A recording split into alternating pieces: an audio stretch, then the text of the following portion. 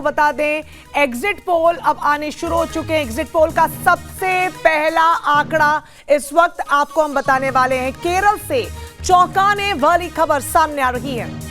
ये बड़ी खबर है। केरल में एनडीए को 1 से 3 सीटें मिलने का अनुमान। ये बड़ी खबर इस वक्त आ रही है। एग्जिट पोल का सबसे पहला आंकड़ा आना शुरू हो चुका है। एबीपी वोटर सर्वे के आधार पर अगर ये कहा जाए तो केरल, जिसको लेफ्ट का गढ़ माना जाता था, कांग्रेस पार्टी का दबदबा यहां पर माना जाता था, वहां पर भारतीय जनता पार्टी और एनडीए को लेकर यह कहा जा रहा है कि खाता ही नहीं खुलेगा, बल्कि 1 से 3 सीटों के आसपास इस बार एनडीए आ सकती है। एबीपी वोटर सर्वे का यह अनुमान है कि केरल में इस बार भारतीय जनता पार्टी और एनडीए 1 से 3 सीटों पर जीत हासिल कर सकती है। यानी जहां पर कांग्रेस जबरदस्त तरीके से इस बार फिर से उम्मीद बांधे हुए वहां पर है, वहां पर भारतीय जनता पार्टी और एनडीए पूरी तरीके से अब सेंधमारी करती दिखाई दे रही है। अगर एबीपी वोटर सर्वे की माने तो 1 से 3 सीटें केरला, जो लेफ्ट का और कांग्रेस का गढ़ माना जाता है, वहां पर दक्षिण भारत से भारतीय जनता पार्टी का यह वाकई में एबीपी वोटर सर्वे के आधार पर कहा जाए तो बड़ी सफलता के तौर पर 1 से 3 सीटों का आना या फिर 103 सीटें आ सकती हैं। ये केरल जैसे राज्य में बड़ी उपलब्धि के तौर पर देखा जाएगा। रंजना, बिल्कुल। आप सोनी जी, आप ही से जानना चाहेंगे, जिसकी हम बात कर रहे थे, मोदी की मेहनत कहें या मोदी का मैजिक कहें, दक्षिण में जो ताकत आप लोगों ने झोंकी और खासतौर पर केरल जो कि कांग्रेस का गढ़ रहा है, ऐसे में वहां पर जो अनुमान सामने अब आने लगे हैं 1 से 3 सीटें, इसको कैसे देख रहे हैं? हमारा पक्का विश्वास है, न केवल 3 सीटें बल्कि पूरे केरल में हमारा वोट शेयर बढ़ने वाला है। न केवल केरल बल्कि तमिलनाडु में आप यही आप चमत्कार जनता के तरफ से आप तमिलनाडु में भी देखेंगे। तमिलनाडु में भी ताकत के साथ उभर रहे हैं। हमारा वोट शेयर तमिलनाडु में, केरल में बढ़ेगा। आंध्रा में आप देखेंगे कि वहां पे भी मिरेकल होने वाला है। ये केरला का जरा विश्लेषण बताइए। सर, तमिलनाडु पे बारी बारी से आएंगे हर राज्य पे। केरला को लेकर ये कहा जा रहा था कि केरल में आपकी पार्टी वहां पर अगर बहुत कुछ होगा तो वोट परसेंट बढ़ सकता है, क्योंकि पिछले बार भी इंक्रीज हुआ था, लेकिन सीटें नंबर में नहीं बदल पाएंगी। इस बार 1 से 3 का अगर अनुमान है तो क्या ऐसी आप लोगों ने स्ट्रेटजी अपनाई थी? वायनाड, वहां पर राहुल गांधी ने पूरा एक तरह से कहा जाए कि कैंपेन किया था, चुनाव लड़ा था। लेफ्ट में भी वो गढ़ी माना जाता है, उनकी सीटें हर बार निकलती हैं, सरकार वहां पर है। ऐसे में भारतीय जनता पार्टी की स्ट्रेटजी क्या थी वहां पर? ये हमारा सबसे, देखिए, इम्पैक्ट जो है नीतियों का होता है। पॉलिटिकल कॉन्शियसनेस हमारी आम जनता, बुद्धिजीवियों, पत्रकारों से आगे आम जनता की बढ़ी है। ये बात हमें सबको समझ लेना चाहिए कि हम केवल बुद्धि का ठेका हमारा नहीं है।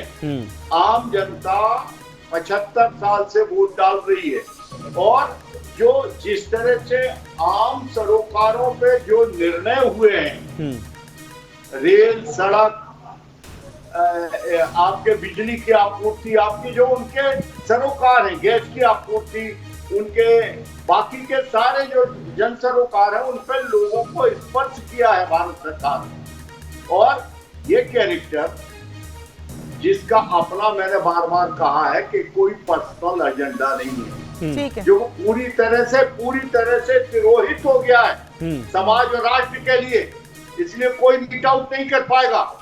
ऐसा कैरेक्टर खड़ा करेंगे तो मीट आउट कर पाएंगे। ठीक है जोशी जी, आप तो उत्तर प्रदेश में कह रहे थे कि हम 70 सीटें जीतेंगे, जो कि यहाँ तो दबदबा भारतीय जनता पार्टी का सभी को पता ही और किसी से छिपा नहीं है। तो आपके सहयोगियों के गढ़ में ही अनुमान के तहत तो सेंधमारी होती हुई दिख रही है।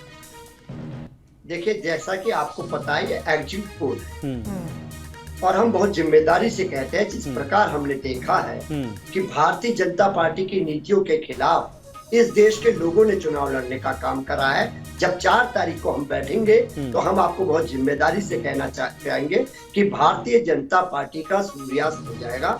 ये बात मैं आपको जिम्मेदारी से कहूंगा और मुझे जरूर इन्वाइट करिए। ये एग्जिट पोल्स हैं क्या? अगर आप कह रहे 4 तारीख को बैठेंगे, क्या इसको डिनाई कर रहे हैं आप? और केरल तो वो राज्य जहां कांग्रेस सबसे ज्यादा सीटें पिछली बार लेकर आई थी। अगर वहां पर मैं उसी विषय पे कह रहा हूं आपको, ये एग्जिट पोल है। जब एग्जिट पोल आएगा तो आप देखिएगा वहां पर खाता भी नहीं खुलेगा।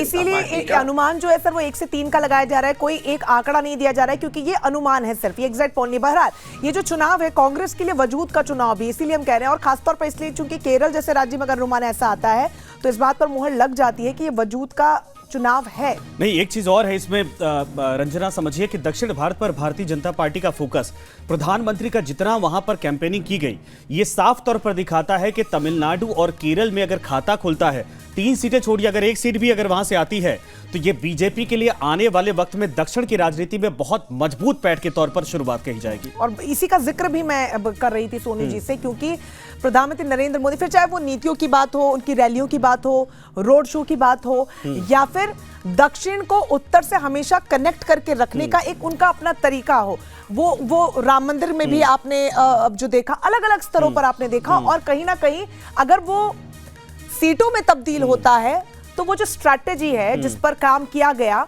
वो बहुत ज्यादा सही होती हुई साबित होगी। अच्छा, एक सवाल लेते हैं कैलाश जी से, क्योंकि पहला ये आंकड़ा अब तक आया है एग्जिट पोल्स के, और वो बीजेपी के लिए बहुत अच्छे संकेत के तौर पर है कि दक्षिण भारत में केरल जैसे राज्य में खाता ही नहीं खुलना बल्कि 1 से 3 सीटों के आसपास पहुंचने की स्थिति होती दिखाई दे रही है। कैलाश जी, कैसे लेते हैं इसको आप? अब ये आप लोग मानकर चल रहे हैं कि वाकई में 400 के पास पहुंच जाएंगे,